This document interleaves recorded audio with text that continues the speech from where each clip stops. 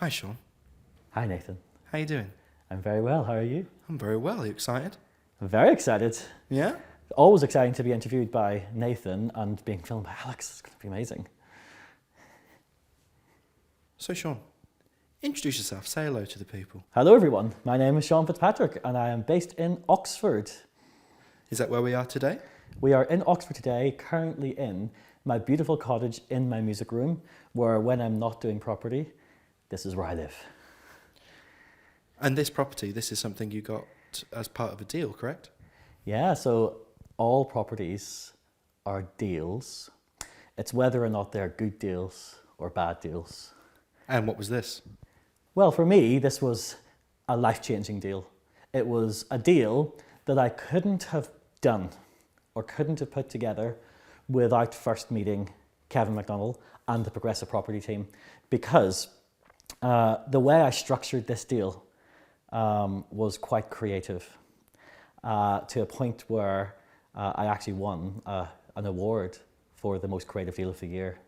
And what makes this deal really great is that it cost me absolutely zero to get into the deal, and it cash flows me enough money to have been able to leave my job with just this one deal. Do you want to know how I did it? Not yet. Oh, you're Not holding yet. back a bit. Hold for now. What I'm going to do now, I'm going to take you back a little bit further. Can you tell me what your life was like? What was your upbringing? So my upbringing, so I grew up in Northern Ireland, and I grew up in a massive council estate, and it was the tail end of the Troubles in Northern Ireland.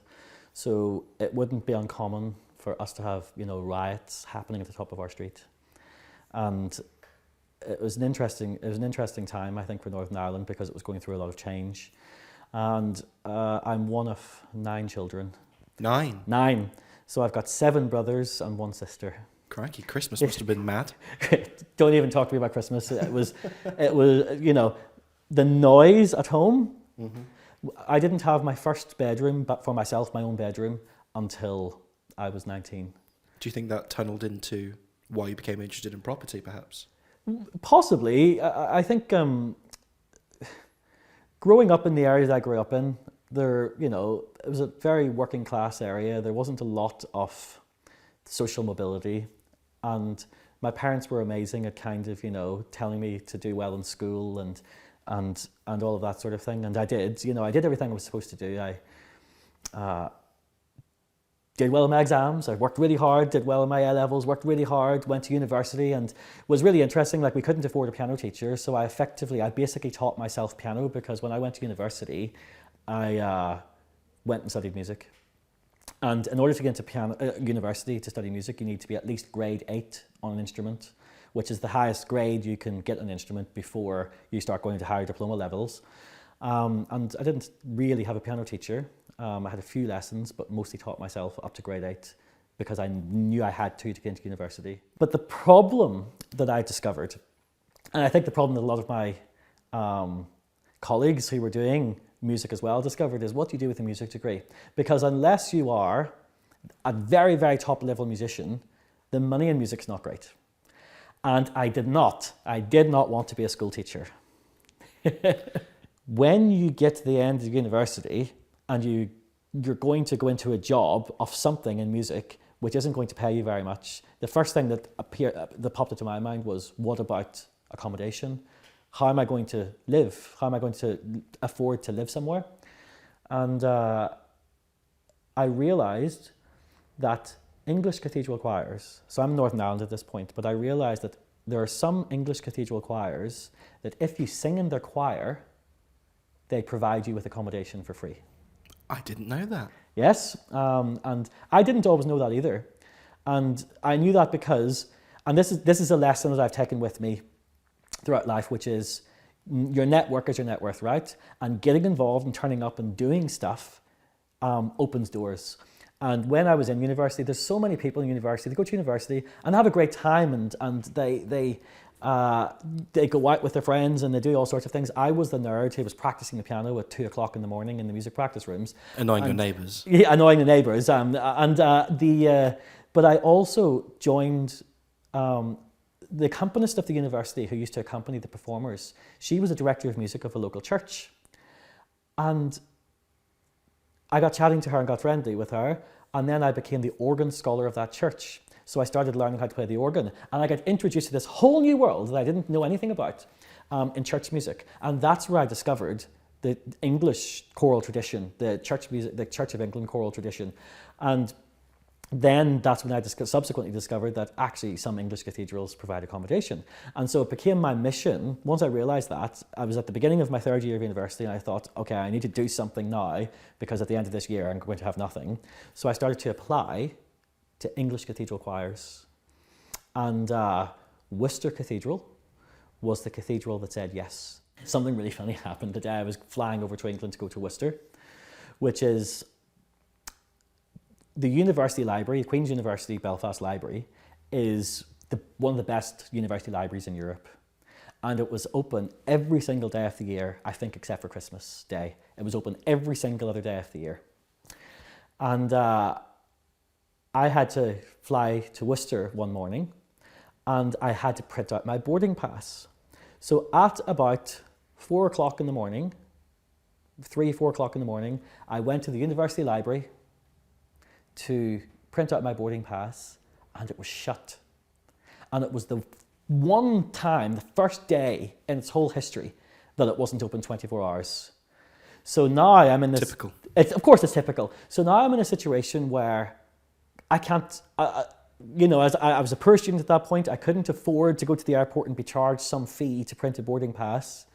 So I went to every hotel in Belfast, walking. I just walked and walked and walked to every hotel in Belfast, asking at the counters, can I use your printer? Please, can I use your printer? I need to get this boarding pass printed now. My flight is leaving in a few hours. I need to get to the airport. And I think I must have went to 10. And on the 9th or 10th one, the person in the reception said yes. And they printed my boarding pass, and I got on the bus, and I just made the flight. Does it annoy you that nowadays everything's on phones then? It certainly would have been helpful. So I spend a year in Worcester Cathedral, and I get lots of experience there, including teaching children in the choir. And then from there I go to St David's Cathedral Choir in Wales, and live there for a year in Pembrokeshire, the smallest city in the world at the time. And it was a really great experience. And then from there I went to Gloucester Cathedral. And so I'm getting to know lots of different areas of England, all with free accommodation, tiny, meagre salary, but free accommodation at least. And I'm making music, which is what I wanted to do. But the thing is, you do these things as a choral scholar, as an apprentice singer. By the time I got to my third choir, it gets a little bit like, oh, how much can I continue to do this? And I decided then to do my teaching qualification whilst I was at Gloucester Cathedral Choir.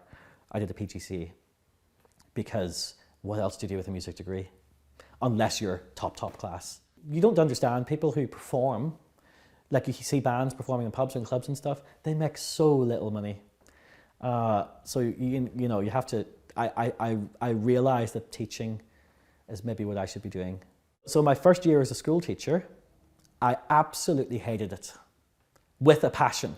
And I had to do it because the way it worked, I don't know if it still works like this, but the way it worked when I did my PGCE was you had to do 1 year of teaching at some point in the 5 years after you did your qualification. Otherwise, they would take your qualification off you. So I knew I had to do at least 1 year of teaching to keep my qualification. And the reason I did the teaching qualification really was because I wanted to teach cathedral choristers. I wanted to, and have that. You don't need a PGCE necessarily to work in a cathedral choir and teach choristers, but it's a really good qualification to have in terms of being a teacher. So my first year of teaching, I was in a very, very rough school. What I thought, actually it was a great school in many ways, but because it was my first time doing it and I was learning, I found it very, very tough, a very tough experience. The staff there are amazing, my colleagues were amazing, the pupils were excellent, but a lot of them came from very challenging backgrounds, and there were lots of very challenging things happening. And I actually, towards the end of my first year of teaching, decided I never wanted to do it again. And because it was so tough. And hats off to all the teachers out there who are still doing it. Was that a tough decision for you? It was a risky decision. And the reason it was a risky decision was because all of a sudden I was having a good income for the first time. I mean, it was a terrible income actually, but it was the most I'd ever had. For the first time I was making money, and I was able to buy my first small piano. And like, that was a big deal for me because I'd never owned a piano before. We didn't even have a piano at home when I was growing up. And because I did all my practicing in school during break times and lunch times, because that's the only time I could practice. But anyway, and the risky decision was I was saying goodbye to the salary. And what I did, there's a great musician called Tim Noon who had just been appointed as the director of music of Exeter Cathedral. And I sent him an unsolicited email out of the blue saying, Mr. Noon, I've heard that you've been appointed to Exeter Cathedral. I think it would be amazing to work with you because I think you're such a stellar musician, and he is. And I fired this email off. Also in my email I said, I was a school teacher, I've become disenchanted with it, I don't want to ever teach again, but I would love to sing in your cathedral choir and perhaps work with the choristers in an out-of-school environment. So I send this email off, and I hear, like just a shot in the dark, and I hear nothing. Month 1, month 2, month 3 goes by. I've resigned at this point from my school. I don't know what the hell I'm going to do. But sometimes you have to take tough decisions, sometimes you have to jump. It forces you to do stuff. And then I got this random email back from Tim Noon 4 months later saying, hi, thank you for your email. I think we might have something for you. Would you be able to have an online interview next week or whatever it was? And I was like, yeah, absolutely. So you have Exeter Cathedral and you have Exeter Cathedral School. And all the children who sing in the choir at Exeter Cathedral go to Exeter Cathedral School. And I turned up to this interview, and it was an interview with Tim Noon, who was a director of music of Exeter Cathedral, and the head teacher of Exeter Cathedral School. And it turned out that they were looking for someone to bridge the gap between the two institutions. So they were separate, but the kids were the same.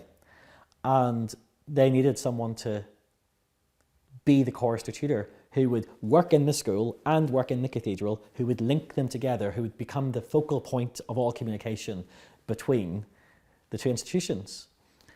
And they offered me the job. And so I got the best of both worlds. Now, I was very honest with the head teacher of the school and said, I do not want to do classroom teaching. But if I'm working with the choristers in the school and I'm doing some music work with them, but I'm also singing in the cathedral choir and working with the choristers in the cathedral choir, it's the best of both worlds. And it gives me, the school job gave me free accommodation in the school. Always comes back to accommodation. Always come back to accommodation. And so, but here's the thing. So I had this property thing going on in my brain before I realized I had it going on in my brain. I was always thinking, how do I get accommodation for free? It's funny how things evolve, because I said to the head teacher, I never wanted to teach in the classroom.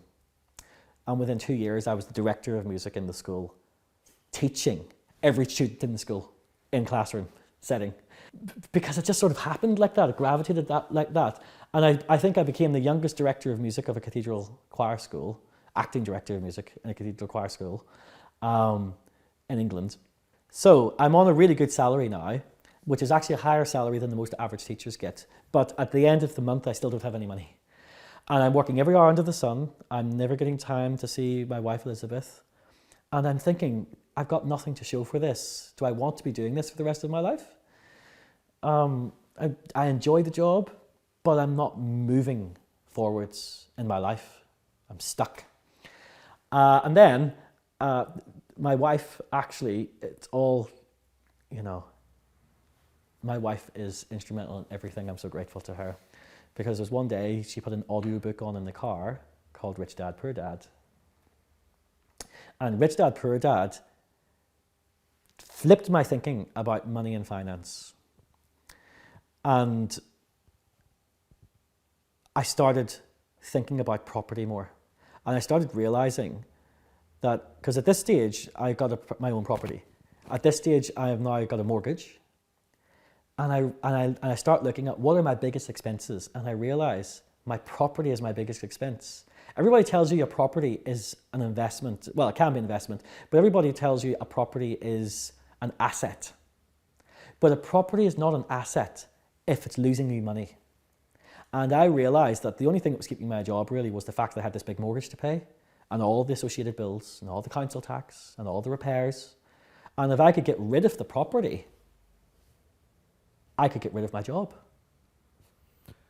So now that we're moving on to property, before you go into your house, I'd like to ask how did progressive come into the picture? After listening to Rich Dad, Poor Dad, he talked about going on a property training course in the book.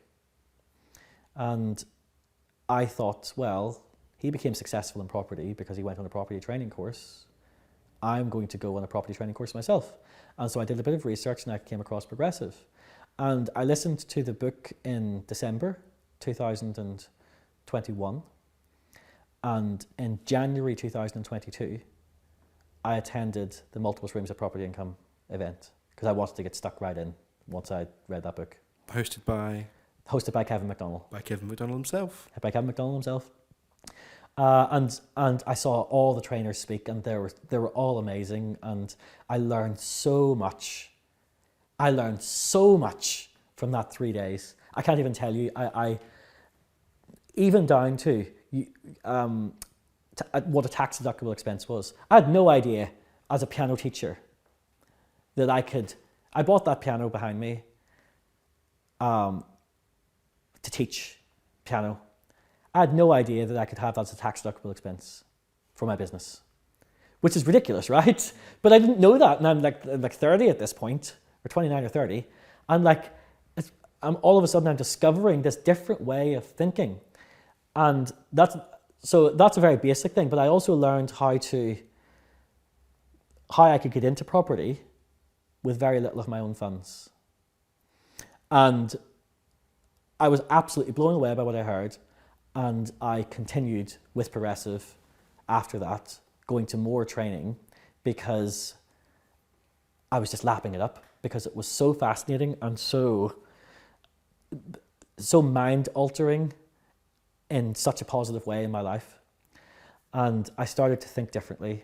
I started to think, how do I turn my liability property into an asset? And I worked out how to do it through implementing what I had learned at Progressive. I did this deal that we're sitting in right now. We come back to the house. We come back to the house we're in right now. And this was a deal where the landlord who owns this property, I won't go into her whole history, but the landlord who owns this property had tenants in here that basically trashed the place, and an agent in here who was managing the property who did absolutely nothing. And there's the owner of this property has a lot of sentimental value attached to the property. And the thought of it being trashed was just heartbreaking to her. Now, through networking and various things, I got to know the owner of the property and discovered her problem and said, okay, well, we'll be able to solve your problem. We can actually move in and manage the property as live-in managers. Now, she already knew, liked, and trusted us. So we'd already built the relationship. And property, people talk about property. Property isn't just about bricks and mortar. It's not just about money. The biggest thing in property is people. Property is about people and solving people's problems. And so we solved her problem by saying we could move into the property and manage it for her. But in order for us to do that, we would have to have lodgers. The income from our lodgers covers the rent for the house, basically. And that enables us to move in here and live for free, effectively. Now, some people say, why would a landlord do that? The landlord knows, so you're paying the landlord rent, the landlord knows that most of your rental payment is coming from your lodgers. Why would she say yes to that? And she'll say yes to that because, number one, we are living in the property as well, so we can manage the other tenants while we're here. We can make sure that everything's fine and they don't trash the place. But number two, the previous tenants had stopped paying her rent. By us having lodgers, we could guarantee her rent and say, if we have two lodgers, they're paying us this. That means you know, and you can be secure no matter what happens in our personal lives, that we will be able to pay your rent. And did you have lodgers already lined up, or is this something you were hoping to find? It's something we were hoping to find, actually. But we did base the offer that we made on the property on what rooms we're going for in the area. And so the landlord said yes. And she also gave us permission to use one of the rooms as an Airbnb room. So from time to time we have Airbnb guests stay, and with our Airbnb guests, they cover our bills basically as well. So now we're living for free in a house worth nearly £1 million, and it's beautiful. It is lovely, to be fair. Beautiful Oxfordshire thatched cottage. And the property that we were living in, that was our residential property, we got consent to let from the bank and put tenants in it. And now the property that's 5 minutes away from here that we were living in is also making us money. And so we were able to turn liability properties. The property that we were living in was a liability for us, and this property was a liability for the landlord. We were able to turn them both into cash flowing assets. By taking a risk? By taking a risk. The reason I thought that I could stomach being a school teacher was because I was interested in helping people, and I was interested in social mobility. Training pupils to become the best that they can possibly be in their life.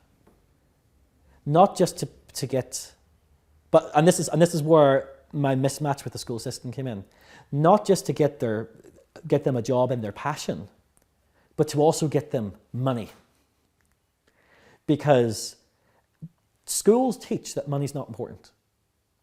Schools don't teach much to children about money. They teach them two things. They teach them, number one, it's good to save money. Actually, saving money loses you money because of inflation.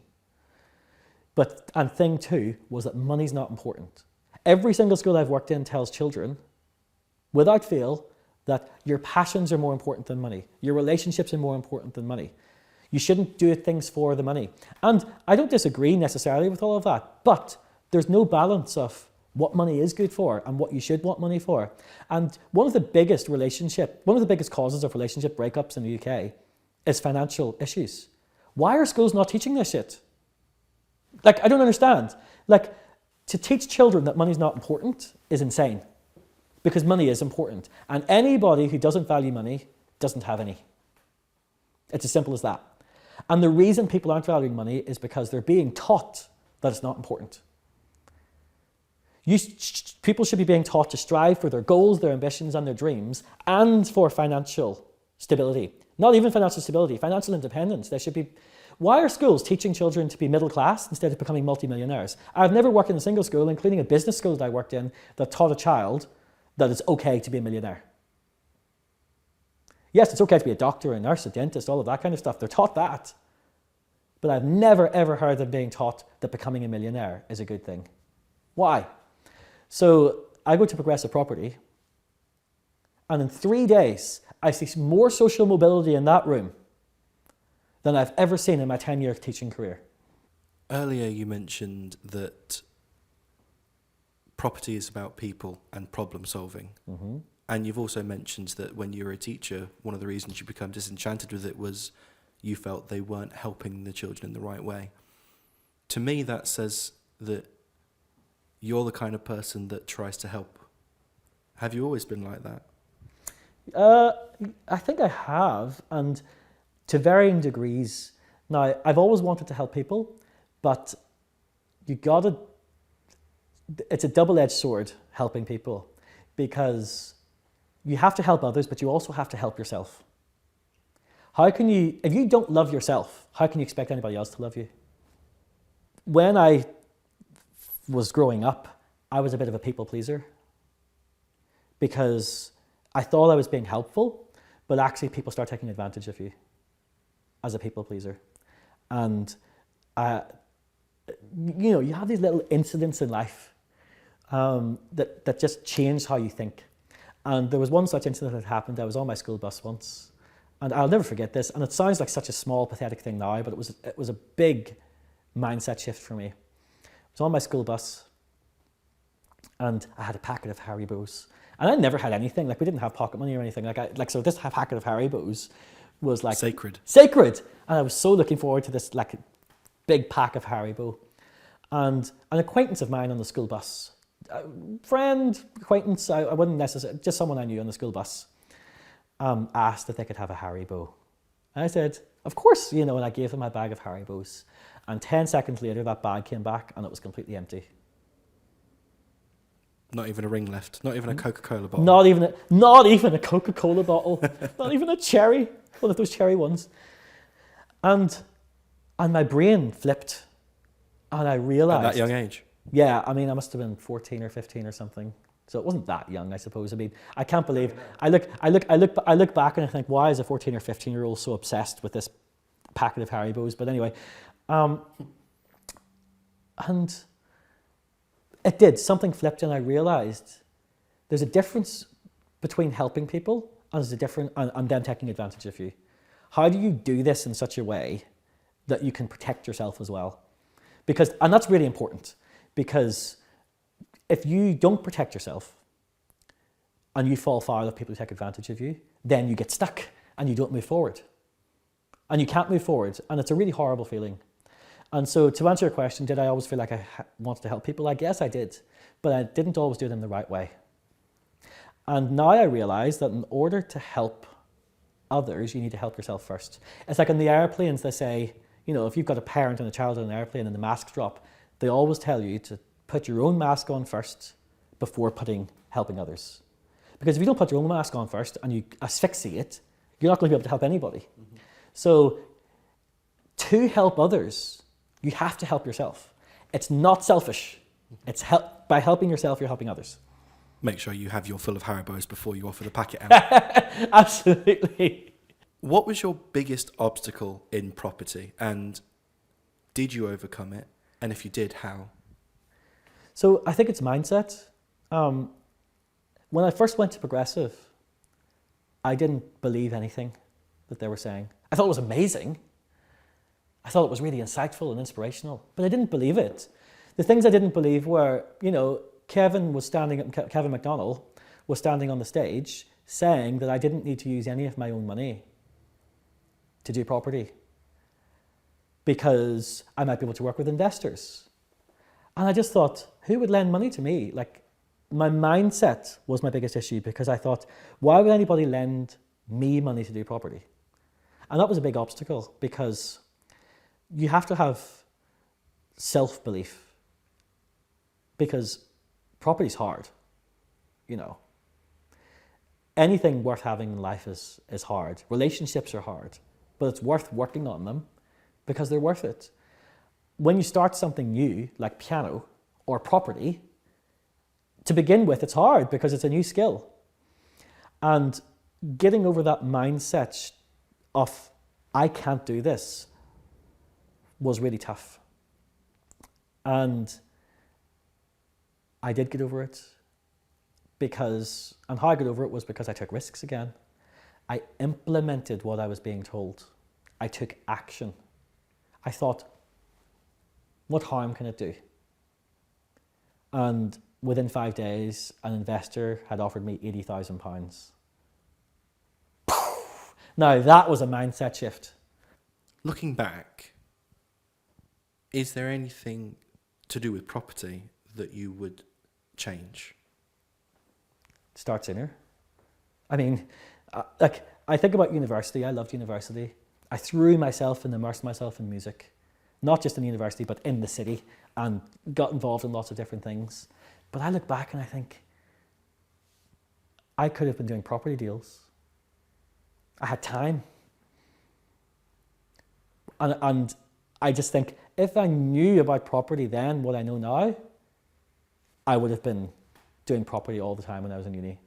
If I knew about property when I was 15, when I know now, I would have been doing it then. So if I have one regret about property, it's that I didn't do it sooner. And I had the opportunity to do it sooner because my wife Elizabeth, I was interested in cryptocurrency, and my wife Elizabeth said we should look at property, and I said no, we can't afford property, and wasted years because of that. And now wives tend to be right, to be fair. I would be nothing without Elizabeth. I would be nothing without her. She's amazing. And yeah, that's all I would say. If you're on the fence, if anybody's on the fence about property, just do property. There's a phrase we have in the property world, which is, don't wait to buy property and wait. Life-changing.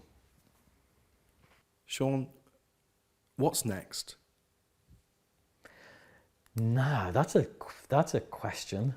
What's next? Simple and sweet. Short and simple and sweet. Well, I'm going to continue to grow. I'm going to build a massive property portfolio. I'm going to become a multimillionaire. I don't mind saying it, because you got to be it till you see it. You got to believe it. Because if you don't believe it's going to happen, it won't. It's as simple as that. The difference between people who are multimillionaires and people who aren't is that the people who are multimillionaires went and did it. And they went and did it because they thought they could. And there's a really great quote from Arnold Schwarzenegger. Of all people. Of all people. Oh, he's amazing. Like, he's an amazing guy. And he says, he said something like in a documentary. I'll be back. Well, he said that a lot. But at the beginning of a documentary series on Netflix, and I highly recommend people watch it, he says something like, I have a talent. That's not bad. Oh, really? Maybe I should switch out of property into. Yeah, that's what's next. I have a talent. And he says, I can see what's possible. He sees someone becoming a Mr. Universe bodybuilder.